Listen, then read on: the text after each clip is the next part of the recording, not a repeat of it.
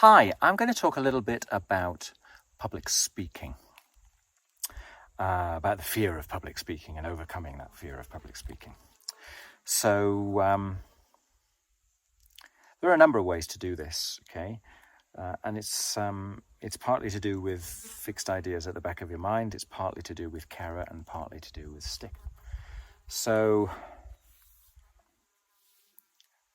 let's look at the fixed ideas first, okay?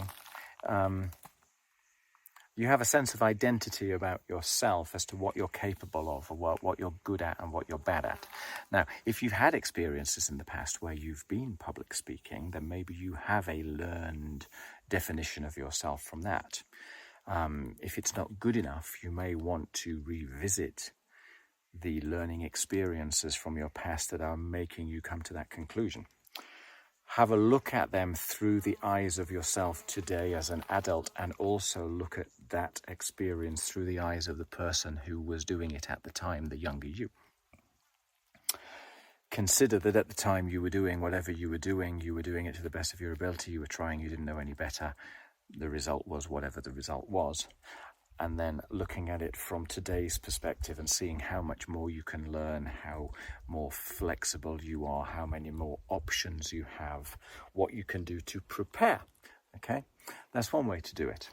Another way to do it is to consider the feelings behind the imagination. Okay, so if you're concerned about public speaking, there is a thought or a story running in your imagination as to how things might go that's presumably uncomfortable, that you would rather avoid.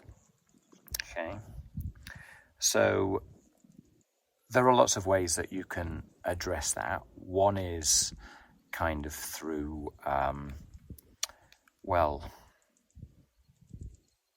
if I stick with that story, I'm always going to get what I've always got.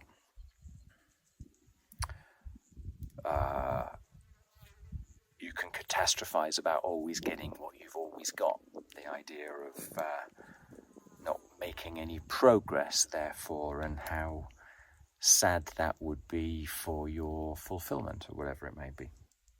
So you can attach pain to remaining the way that you currently are. You know, you can attach pain to not changing. So that gives you extra leverage, extra oomph to change. You can attach something wonderful to the process of learning how to be a better public speaker. And I don't know what is motivating to you, but maybe there are elements of it that are more palatable than others. Maybe there are some elements that you might consider to be fun, in which case, hey, go play in that area for a little while in order to then get familiar with the other parts. You may want to do something silly like, convincing yourself that you'll book yourself a holiday somewhere delightful as soon as you crack this, or just a trip to the spa, or, anything that makes it kind of rewarding, because you're doing something that you already want to do anyway, but giving yourself a little bit of extra reward to make it more attractive, that can be helpful. But normally what is going on is there is a gut feeling which feels like it's stopping you, as if it's a third party, okay? As if, I would be good at it were it not for this. In which case, I had another video elsewhere about archetypes. It can be useful to ask yourself the question, so what would it take for me to become the best public speaker I can possibly become? And then ask your archetypes. You can grapple with the feeling of whatever it is that's uncomfortable, the catastrophe. Grapple with that feeling. Objectify that feeling. Give it a shape, give it a color, give it a temperature, give it a movement or a stillness. Put it out in front of you. Have a conversation with it. You're safe here. What is it that you're speaking about? Is that really valid? Would it be safe to say that there's another element of you elsewhere that actually disagrees, that is also quite important? You know, have that conversation inside of yourself. The idea is to shift your imagination, okay? You shift it either through going for your higher self. You know, if I just stick at what I'm doing, then I am not becoming the person I want to be. Or you shift it by attaching pain to the tragedy of not improving.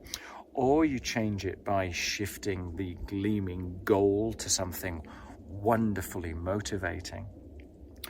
Or you talk to the rest of you and you forgive that part of you and you thank it for keeping you safe.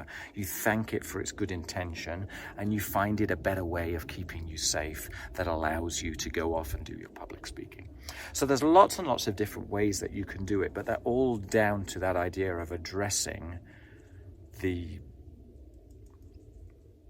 ideas that underpin the reason why you're not enjoying yourself when you're doing it. You know, it's like, where do you want to be? Where are you today? What are the steps to get there? What are the hurdles in the way? Let's talk to the hurdles one by one. Is this meaningful enough? And voila, you've solved it in your head. Then what you've got to do is take action. Okay? You can learn and learn and learn and learn and learn. The only way to become familiar with something uncomfortable is to habituate it. You then get back to that baby steps approach. You know, you eat an elephant piece by piece, not all in one go. So learn how to get familiar with one piece, then do it. Yeah.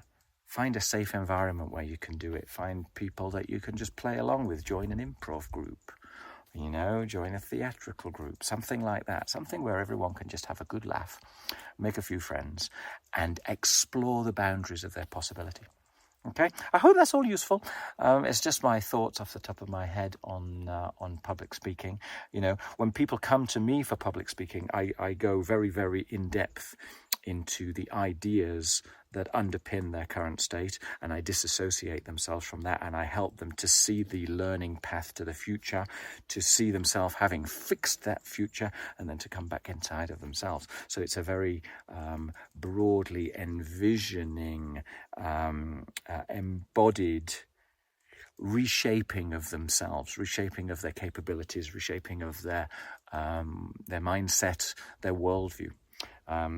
But, you know, that's not something that I can explain really on a video particularly well. But those other techniques, I assure you they work. Yeah, they work really well. Okay, I hope that's helpful. You know, comment, subscribe, look at my other videos. Let me know what works, what doesn't work, all that good stuff. Share. That's what we're here for, right? To build connections and share. Okay, take care. Bye.